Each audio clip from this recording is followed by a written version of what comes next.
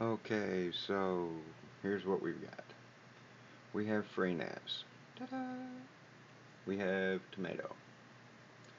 In Tomato, Advanced DHCP DNS, we have added DHCP-boot equals pxelinux.0, the IP address of my network server, which is .69. My network server is currently a 2T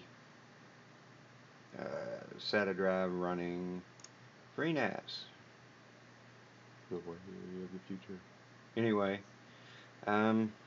we have NFS established, one large server, and I've backed up all my files there.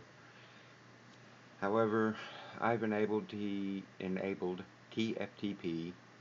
in the services and put TFTP boot as a directory path.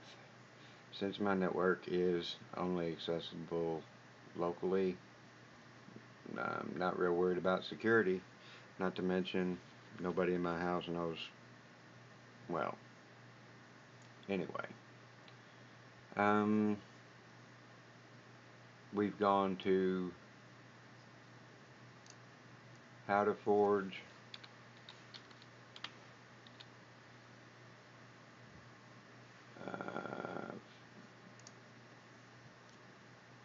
URL will be affixed here lately for setting up a PXE install server for multiple Linux distributions.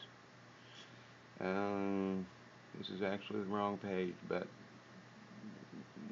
the search turns up the same thing. Anyway, once we did that, we went ahead and there's a script. We ran the script, created a folder on our NAS called TFTP boot.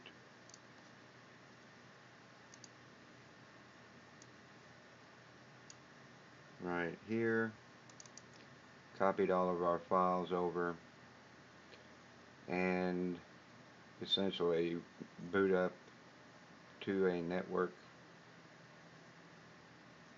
PXE server where we're given options to do network installs of variable Linux installations.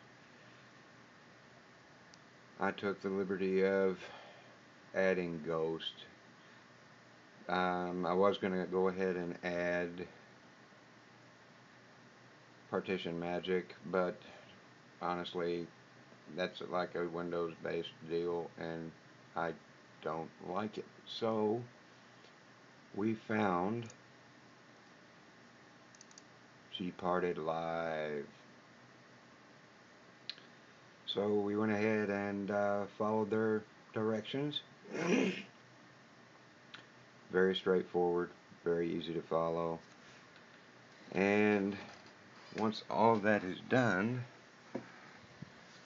we come over to TJ's Mini.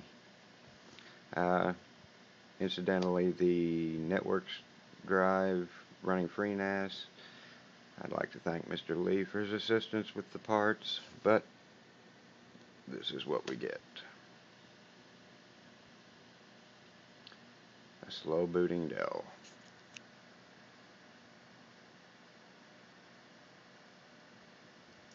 Booting. Pop. So we have Ubuntu, 2 versions, current stable and experimental. We have Slackware, hardware detection tools. Of course, we have the semantic ghost thing going on, and then we have Gparted Live.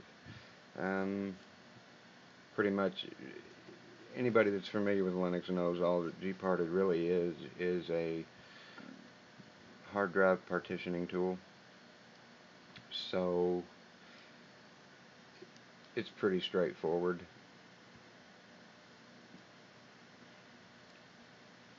It pretty much boots up its own image. It has a baseline desktop. It does take a minute because Squash file system is on the network drive, and it downloads it via wget, which to me is a pain, but hey, what do I know?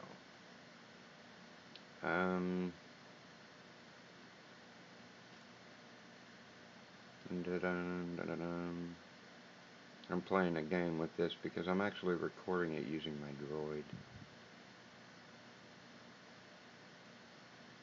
Configuring X, configuring networking, and leaving alone with the key map. Don't touch key map. Default language is English. Which mode do you prefer? Continue to start X, and there's my cursor. Pop. So now I actually have the ability to remote boot to a machine and edit partitions. I hate this menu.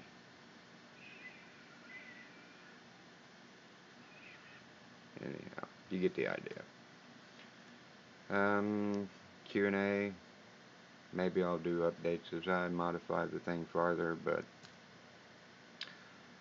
for right now, I'm gold.